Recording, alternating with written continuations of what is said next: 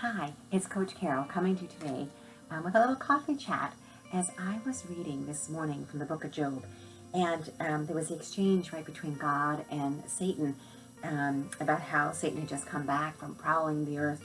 And God says, well, have you noticed my servant Job? And just how blameless and upright he is and what a great guy. And Satan says, yeah, but like you've got all this favor going on, like you're just taking care of him. And God gives him permission to test Job, and woe the test that he puts out, right?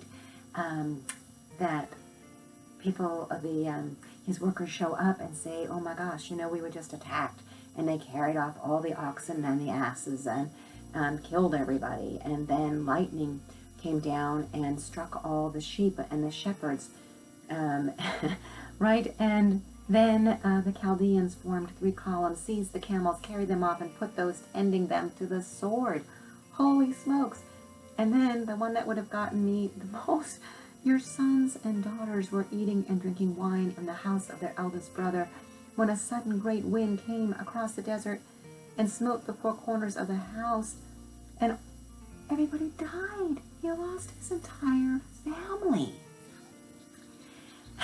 And he tears his cloak and says, naked I came from my mother's womb, and naked shall I go back again. The Lord gave, and the Lord takes away. Blessed be the name of God. And so in all of that loss, Job never sinned. He never disrespected his God. Mind-blowing. Mind-blowing. To have gone through so much pain and suffering. And I was so inspired as I read this, because I thought, what would I do? Oh my goodness, right? I whine and complain over little things. I never could endure all that Job went through, especially losing my children. Oh my goodness.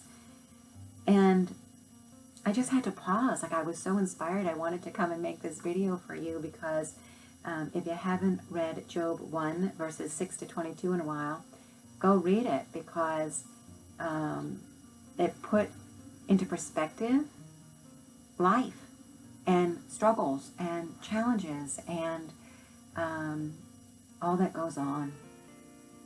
And I think about the times when I have faced challenges, and perhaps I have been a bit disrespectful, particularly to my husband. And so I ask you, when have you been disrespectful in your marriage? When have the struggles gotten so hard that you maybe took it out on him?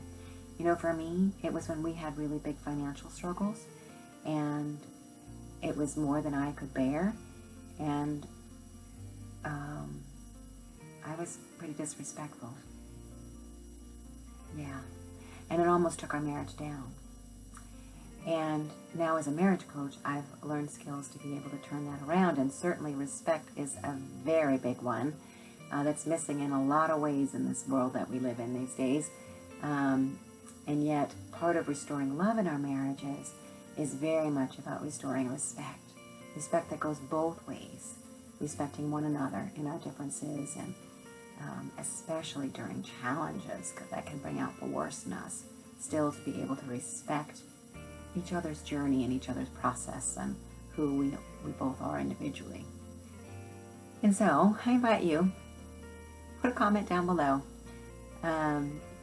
If you would like more, to learn more about respect and learning to love in your marriage, I'd love to hear from you. Subscribe, click the little bell, you'll be notified when I do other videos. Subscribe to this channel, and maybe make a note. Where do you see disrespect happening, and what could be possible if respect was restored?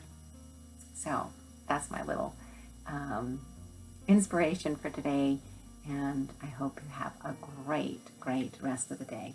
Thanks for joining.